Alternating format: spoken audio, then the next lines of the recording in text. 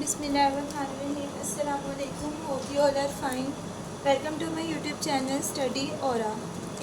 आज हम लोग फ़र्स्ट ईयर की फ़िज़िक्स करेंगे। उसका हमने चैप्टर 1 के न्यूमेरिकल्स करने हैं। तो हमारे पास यहाँ पे न्यूमेरिकल्स दिए गए हैं, इसको हम पढ़ लेते हैं। सबसे पहले हमारे पास 1.1 है।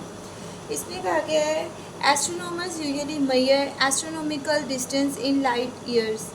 1 light year is the distance that light travels in 1 year. If speed of light is 3 multiply 10 raised to power 8 meter per second, what is 1 light year in meters? तो हम लोगों ने यहाँ पर इसकी ये स्टेटमेंट पढ़ ली है। तो अब हम लोग इसको फाइंड करेंगे। यहाँ पे सबसे पहले हमारे पास देखिए गिवन डाटा में क्या है। इसमें इन्होंने हमें कहा है स्पीड ऑफ लाइट। तो स्पीड ऑफ लाइट जो है वो हमारे पास क्या है, उसको हम सी से डोनेट करते हैं और वो क्या होती है 3 × 10⁸ मीटर पर सेकेंड। ठीक है, यहाँ पे उन्होंने मेंशन भी कर दी है। अब यहाँ पर हमारे पास एक टाइम दिया गया है। टाइम हमारे पास क्या है 1 ईयर का, और 1 ईयर जो है वो हमें निकालना पड़ेगा सेकेंड में। तो हमारे पास 1 ईयर आता है, हमारे पास टोटल 1 ईयर में 365 डेज़ होते हैं और 24 आवर्स होते हैं, 60 मिनट्स होते हैं और 60 ही सेकंड्स होते हैं। इनको हम जब मल्टीप्लाई करते हैं तो हमारे पास 1 ईयर जो है वो सेकंड में कन्वर्ट हो जाता है, और 1 ईयर का जो टाइम है वो हमारे पास सेकंड में आता है 3.156 × 10⁻7 सेकेंड। ठीक है, अब हम लोगों ने यहाँ पे फाइंड करना है distance of light. Distance of 1 year light हम लोग फाइंड आउट करेंगे, वो हमें मीटर्स में चाहिए। तो यहाँ पर डिस्टेंस का फॉर्मूला है c × t। तो हमारे पास c भी आ चुका है और t भी आ गया है।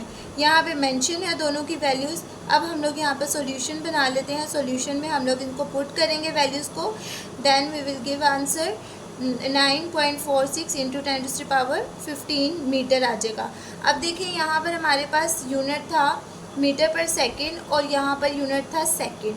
तो यहाँ पर हमारे पास मीटर कैसे आया है वो मैं आपको बता देती हूँ। यहाँ पे हमारे पास इसलिए यूनिट ऐसे आया है क्योंकि यहाँ पर देखें मीटर पर सेकेंड है, तो ये ऐसे चला जाएगा, और ये वाला जो सेकंड है ये मल्टीप्लाई होके ऐसे आ रहा है।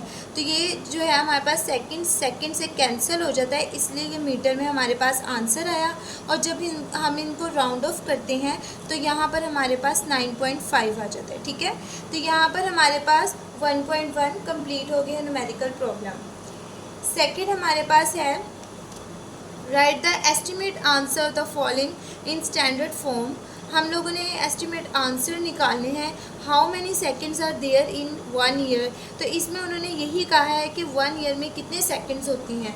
ठीक है, तो ए हम फाइंड आउट कर लेते हैं। हम लोगों ने यहाँ पे ही फाइंड आउट किया था इसको, तो यहाँ पर भी एज इट इज़ ही होना है। 1 ईयर हमारे पास गिवन डाटा है, फाइंड हमने करना है सेकेंड, और यहाँ पर ऐसे होगा 365 डेज़ होते हैं, 24 आवर्स होते हैं, 60 मिनट्स एंड 60 सेकेंड्स। तो यहाँ पर जो है हमारे पास आंसर आ जाएगा दिस 3.156 × 10⁻7 सेकेंड। इसको हम राउंड ऑफ करते हैं तो ये हमारे पास 3.2 आ जाएगा, और हम 10 की पावर दे के सेकेंड्स में इसको आंसर निकाल लेंगे। हमारे पास बी है, हम बी देख लेते हैं। बी में क्या कहा गया है, बी में हमारे पास है how many year in 1 second. अब हम लोगों ने देखना है कि कितने ईयर जो है वो 1 सेकेंड में होते हैं। तो ऑब्वियसली इसका हमें रेसिप्रोकल लेना पड़ेगा। ठीक है, तो हम लोग इसको रेसिप्रोकल में कर लेते हैं। तो रेसिप्रोकल हमारे पास क्या आएगा 1/, यहाँ पर हमारे पास आता है ईयर में। ठीक है, तो इसको जो है आप मेंशन भी कर सकते हैं 1/ईयर को। ठीक है, 1 सेकेंड इज इक्वल टू 1/ईयर। सही है, तो 1/ईयर कैसे आएगा, 1 ऊपर ही लिखा जाएगा। ईयर जो है वो हम लोगों ने निकाला था, ये था सेकंड में, तो वो हम इसकी वैल्यूज़ को पुट करेंगे। तो सॉल्यूशन हमारे पास ये डिवाइड करने से बच्चों हमारे पास ये आंसर आ जाता है। Is that clear? Now question number 3 numerical देख लें। 3 है हमारे पास। यहाँ पे क्या कहते हैं, the length and width of the rectangle plate are measure to be 18.3 centimetre and 14.60 centimetre respectively. Find the area of the plate and state that the answer to correct number to significant figures. अब हम लोग इसको क्या करेंगे, हमारे पास data दिया गया है प्रॉब्लम में आप लोग देख सकते हैं न्यूमेरिकल में कि हमारे पास डाटा क्या है, लेंथ दी गई है और विड्थ दी गई है। As we know that area is equal to length into width होता है रेक्टेंगल का, ठीक है। तो इसी तरीके से हम लोग जस्ट उसमें आंसर पुट कर देंगे, वैल्यूज़ को पुट करेंगे और हमारे पास आंसर आ जाएगा। लेंथ को और विड्थ को पुट करने से हमारे पास मल्टीप्लाई करने से ये आएगा 267 इंटू 18 सेंटीमीटर स्क्वायर। तो यहाँ पर 18 जो है वो निगलेक्ट हो जाएगा, राउंड ऑफ हो जाएगा, तो हमारे पास 267 सेंटीमीटर स्क्वायर आंसर आ जाएगा। We will move on 1.4। 1.4 में क्या कहते हैं, 1.4 हम देख लेते हैं। यहाँ पर उन्होंने कहा है सम अप करनी है मैसेज। उन्होंने 4 मैसेज दे दिए हैं, इनको हम सम अप करेंगे। This is simple numerical. यहाँ पर देखें क्या कहा गया है, मैसेज दे दिए, फाइंड करना है हमने टोटल मैस। टोटल मैस जो है वो सिग्मा मैस के इक्वल होता है। सिग्मा मैस का मतलब क्या होता है, सिग्मा सम, ठीक है। तो सम करेंगे मैसेज का तो हमारे पास ये आंसर आ जाएगा। ये बहुत ही सिंपल न्यूमेरिकल है, ठीक है। अब हम लोग देखते हैं 1.5। 1.5 में जो है उन्होंने कहा the diameter and the length of a metal cylinder measured with the help of a vernier caliper of at least count 0.01 centimeter are 1.22 centimeter and 5.35 centimeter respectively. Calculate its volume and uncertainty in it.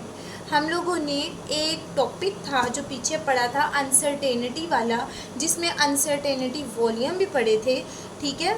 तो उसी के according हम लोगों ने करना, और least count भी हम लोगों ने पढ़ा था 0.01 सेंटीमीटर, ठीक है। और उसके साथ अनसर्टेनिटी जब हमने लगाई थी तो प्लस माइनस 0.1 सेंटीमीटर क्यूब आई थी। यहाँ पे क्यूब लगाएंगे क्योंकि यहाँ पे वॉल्यूम है, ठीक है। ये आप लोग पढ़ के आ चुके हैं अपने टॉपिक में। अब हम लोग इसको देख लेते हैं। यहाँ पे डायामीटर जो है वो d है, लेंथ हमारे पास l है, वो हमारे पास वैल्यूज़ दी गई हैं।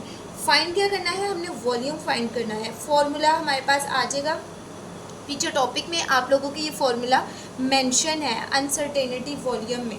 तो ये वॉल्यूम का फॉर्मूला हमारे पास है पाई d²/4 इंटू एल। हम लोग पाई की वैल्यूज़ को पहले से ही जानते हैं कि पाई की वैल्यू 3.14 होती है, वो हम पुट करेंगे। और d², तो यहाँ पे d की वैल्यू जो है वो पुट कर देंगे सिंपल, और यहाँ पे स्क्वायर लगा देंगे, ओवर 4 आ जाएगा, और लेंथ भी हम पुट कर देंगे, ठीक है।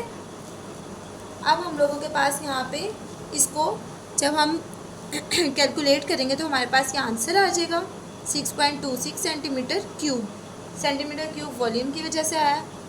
और यहाँ पर जो है हम लोग इसको राउंड ऑफ करते हैं, 6.2 लगा देंगे, और अनसर्टेनिटी है इसलिए प्लस माइनस 0.1 इसके साथ आ जाएगा और सेंटीमीटर क्यूब आ जाएगा, ठीक है।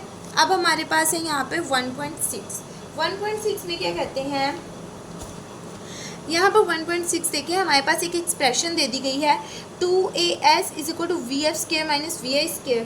ये हम लोग जो है 3 जो है मोशन ऑफ इक्वेशंस करके आए हैं, ठीक है। ये भी हमारे टॉपिक में है पहले से। तो हमारे पास जो है यहाँ पर डायमेंशनली करेक्ट बताने हैं। तो इसके अंदर VI is the initial velocity कहलाती है, ए एक्सेलरेशन होता है, VF जो होती है हमारे पास फाइनल वेलोसिटी होती है, और डिस्टेंस S है, ठीक है। हम फाइंड आउट कर लेते हैं इसको। तो हमारे पास यहाँ पर देख लें, हम लोगों ने ये पुट कर दिया, वेलोसिटी डायमेंशन में जो है वो L और T-1 है। ये आप लोग डायमेंशंस जो हैं वो सीख कर आए हैं अपने टॉपिक में, तो आप लोगों को पीछे मिल जाएंगे। एक्सेलरेशन की डायमेंशन जो है L-T-2 आती है, और distance S is equal to L आता है। ये आप लोगों को याद होनी चाहिए, ये आप लोगों को पता होनी चाहिए कि डायमेंशंस कैसे निकालते हैं और कैसे आती हैं, ठीक है।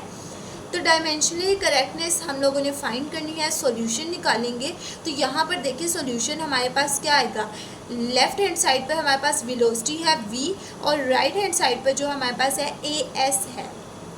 तो वेलोसिटी निकालने के लिए V² ले लेते हैं हम। V² लेंगे तो V की डायमेंशन L-T-1 थी, तो यहाँ पर L-T-1 लगा के उसका स्क्वायर बना देंगे, क्योंकि इस पे भी स्क्वायर आ रहा था। जब ये स्क्वायर लिया जाएगा तो L का स्क्वायर L² आ जाएगा, और जब इसका लिया जाएगा तो ये 2 × 1 = 2 और -7 आ जाएगा, तो T की पावर आ जाएगी -2। राइट हैंड साइड निकाल लेंगे तो राइट हैंड साइड भी हमारे पास इक्वल आनी चाहिए ताकि हमारी डायमेंशन जो है वो करेक्ट साबित हो सके। ठीक है, तो ए एस निकालेंगे तो ए जो एक्सेलरेशन है एल टी -2 है वो लगा देंगे और एस जो है वो एल है।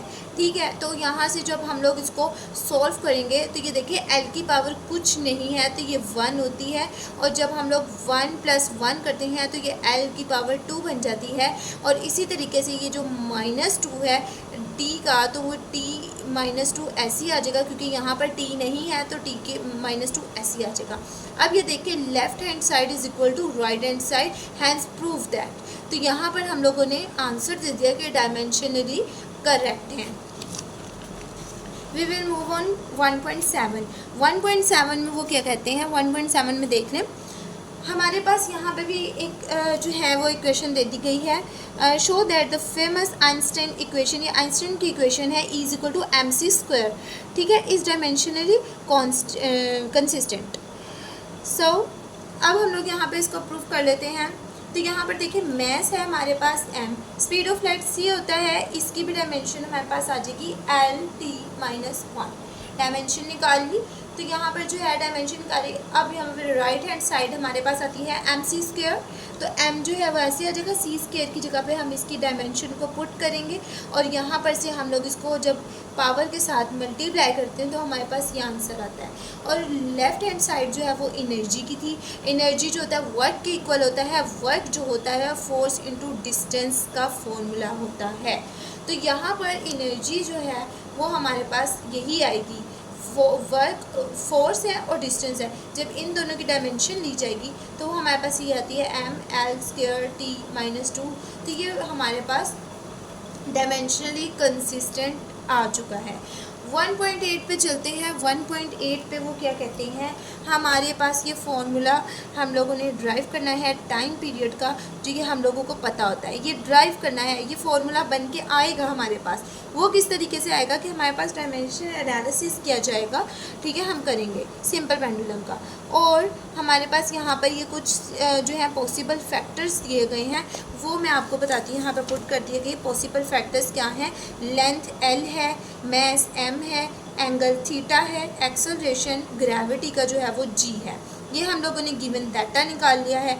यहाँ पर हमने फाइंड करना है टाइम पीरियड को। ठीक है, अब हम लोग फाइंड कर लेते हैं। यहाँ पे देखें T डायरेक्टली प्रोपोर्शनल LmG आता है, सही है। तो यहाँ पर देखें LmA भी होता है, लेकिन यहाँ पर जो है वो A हम लोगों ने ग्रेविटी एक्सेलरेशन लेनी थी, इसलिए G आ रहा है, सही हो गया।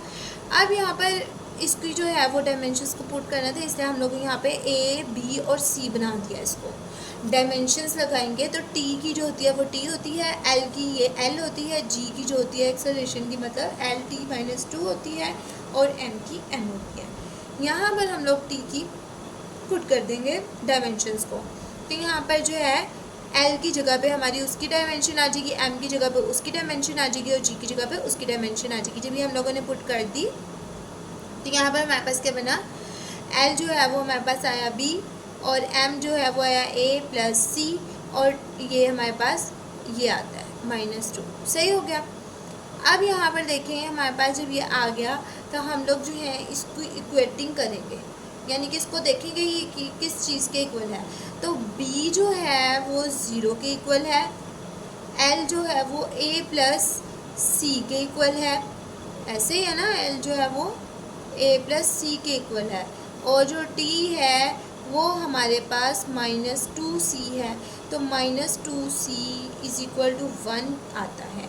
और वो कैसे 1 आता है, क्योंकि C जो है वो होता है -1/2, तो क्योंकि जो यहाँ पे C था वो -1/2 बनेगा, तो यहाँ पर जो है वो 2 से कैंसिल हो जाता है, -2 से कैंसिल होता है, ये भी कैंसिल हो जाता है, तो यहाँ पे 1 बचता है, इसलिए 1 आया। तो A जो है हमारे पास 1/2 आ रहा है। तो यहाँ पे प्रूफ हो गया कि T जो है डायरेक्टली प्रोपोर्शन है L/G √, के, और यहाँ पर जो है हम लोगों ने फॉर्मूला ड्राइव कर लिया, और यहाँ पर हमारे पास चैप्टर 1 के न्यूमेरिकल सारे ख़त्म हो गए हैं। ठीक है, और मेरे चैनल को सब्सक्राइब करना मत भूलिएगा, please subscribe my channel. Okay, अल्लाह हाफिज़, थैंक यू।